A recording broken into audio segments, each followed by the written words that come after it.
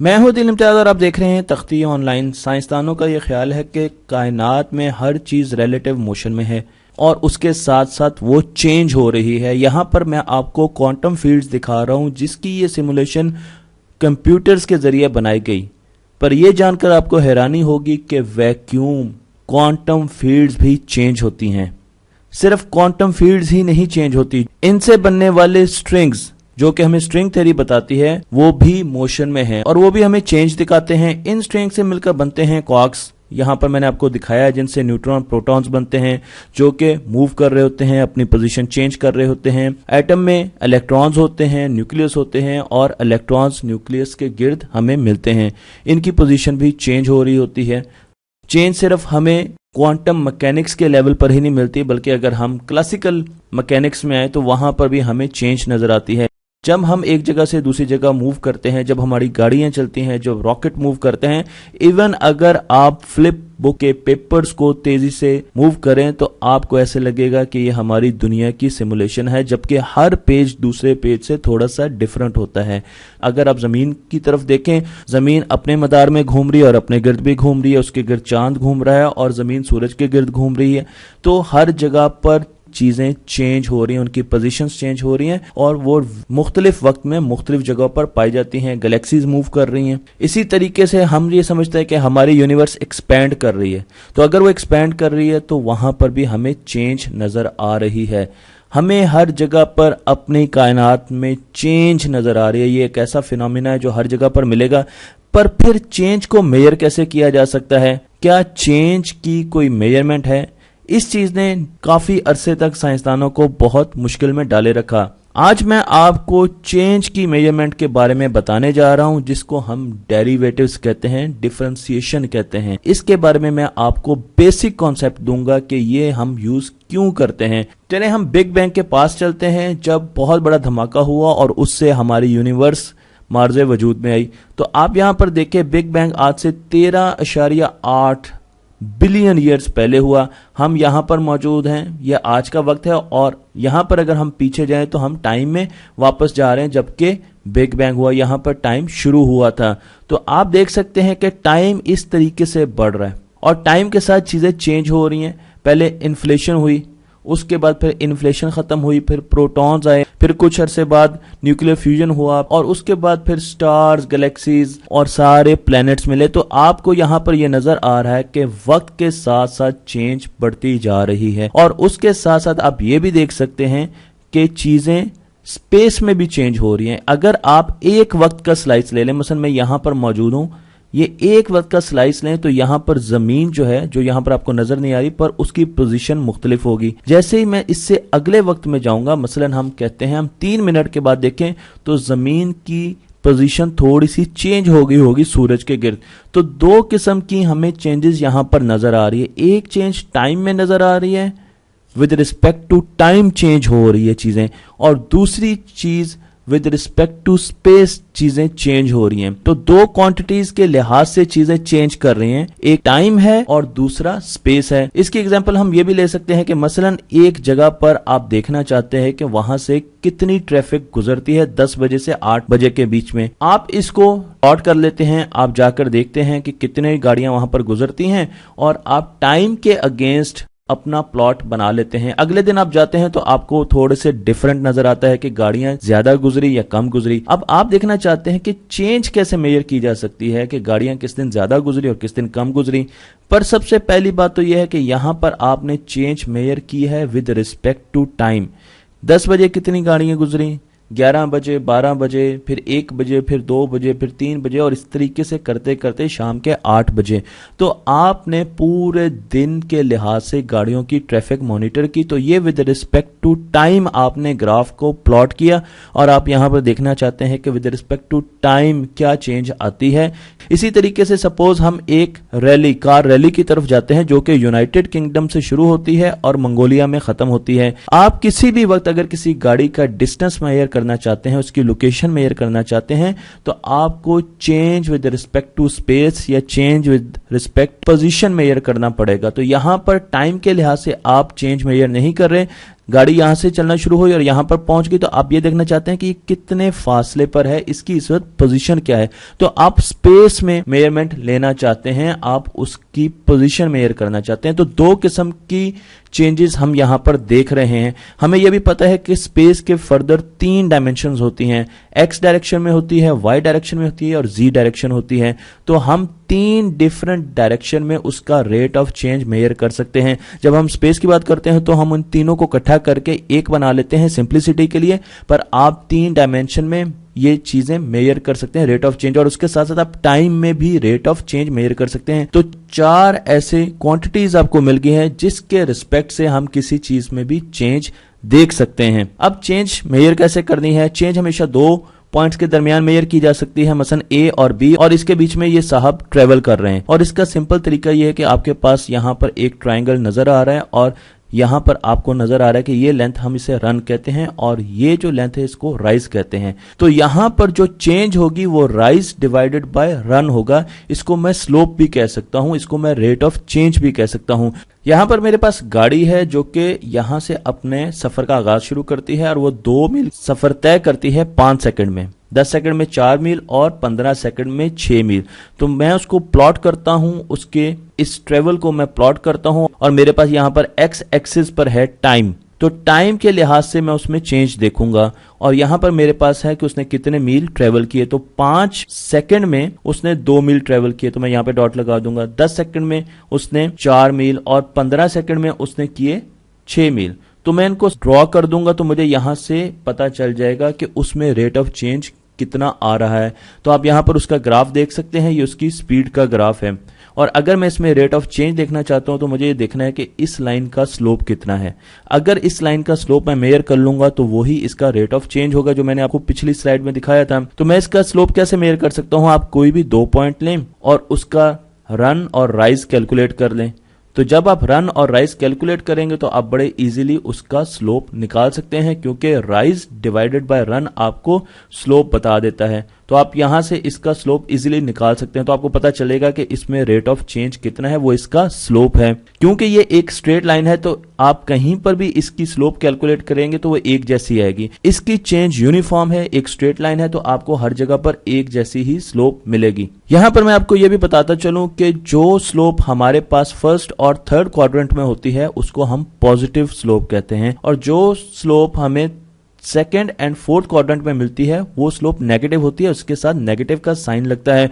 मैं आपको ये भी बता दूं कि मेरे पास अगर ये एक लाइन है तो ये इसकी पॉजिटिव स्लोप है, और अगर आप यहां पर देखें तो यहां पर आपको नेगेटिव स्लोप मिलेगी क्योंकि ये सेकंड क्वाड्रेंट और फोर्थ क्वाड्रेंट में है। स्ट्रेट लाइन आप देखें इसकी 0 स्लोप है, इसलिए यहां पर कोई चेंज नहीं है, और अगर वर्टिकल लाइन है यहां पर आपको अनडिफाइंड स्लोप मिलेगी।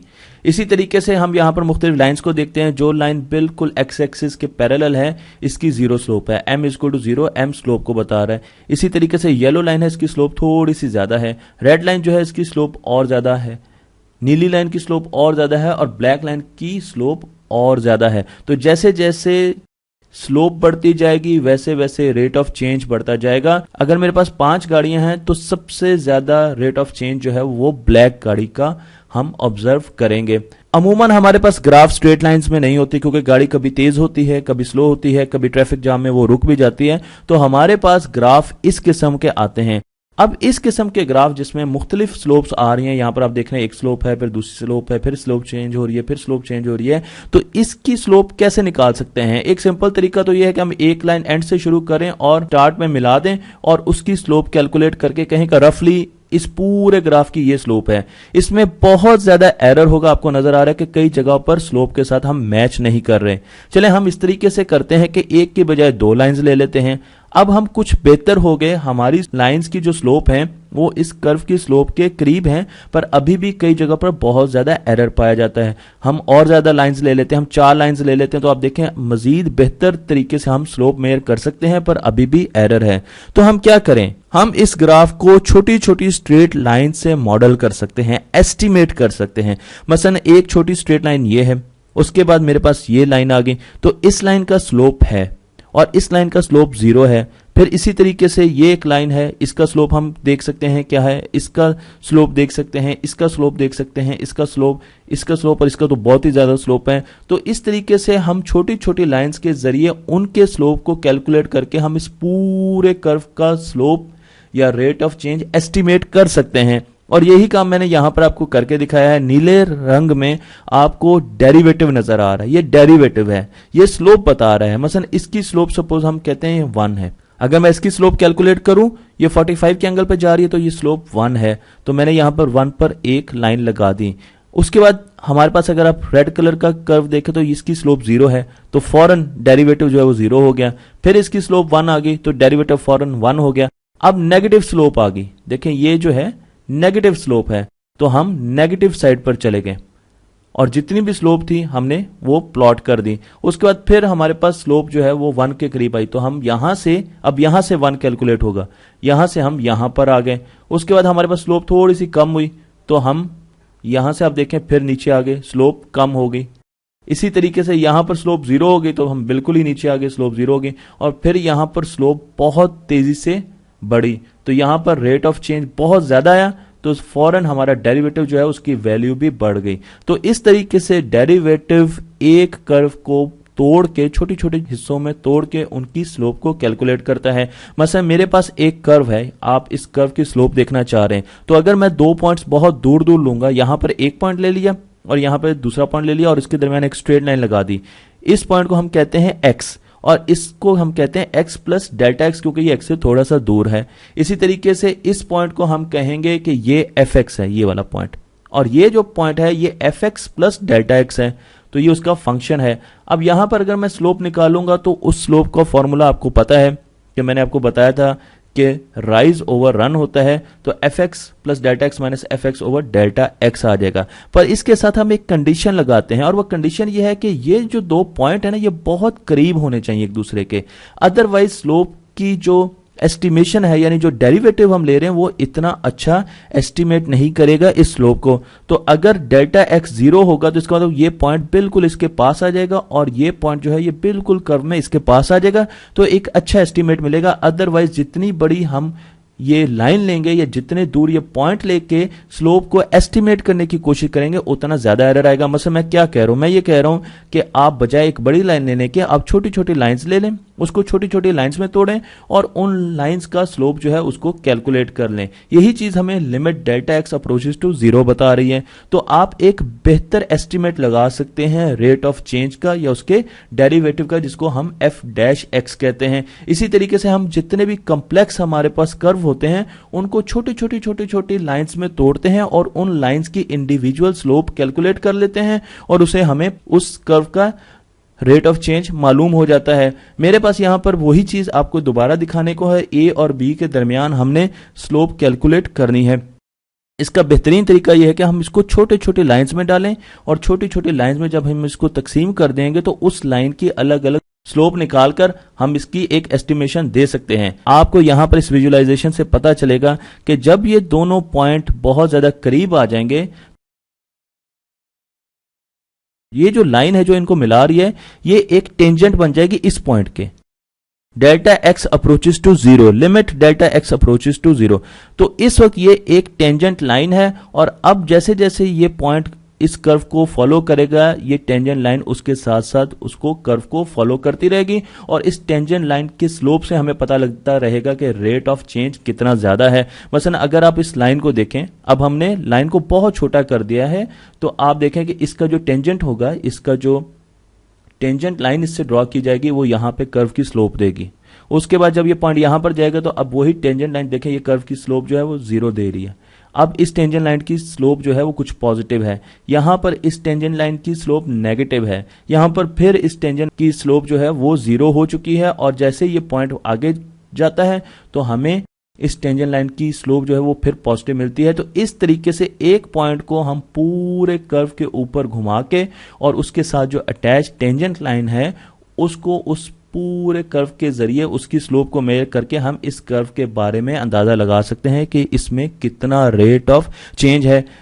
तो आप पर यह डिपेंड करता है कि आप किस एक्सिस में रेट ऑफ चेंज देखना चाहते हैं? क्या आप एक्स एक्सिस में रेट ऑफ चेंज देखना चाहते हैं, या वाई एक्सिस में देखना चाहते हैं, या जेड एक्सिस में देखना चाहते हैं, या with respect to time rate of change देखना चाहते हैं, या इन सब में X Y G and time में रेट ऑफ चेंज देखना चाहते हैं?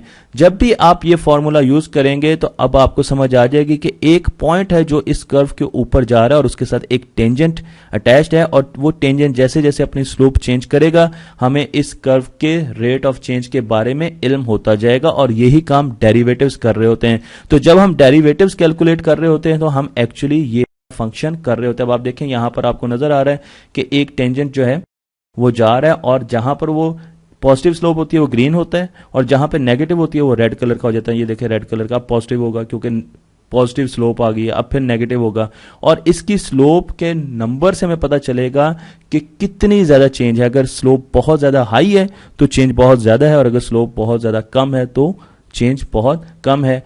इसकी एग्जांपल इस तरीके से भी ले सकते हैं कि आप एक पहाड़ी इलाके में बहुत दूर एक गाड़ी को देख रहे हैं, आपको उस गाड़ी की हेडलाइट की बीम नजर आ रही है, आपको ना रोड नजर आ रही है और आपको नहीं पता कि वो रोड कैसी है, पर जब आप उसकी हेडलाइट की बीम को देखेंगे और वो ऊपर नीचे होगी क्योंकि रास्ता काफी बम्पी है, तो आपको अंदाजा हो जाएगा कि सड़क हमवार नहीं है, सड़क जो है रोड जो है वो स्मूथ नहीं है, बल्कि उसमें बहुत ज्यादा बम्प्स हैं।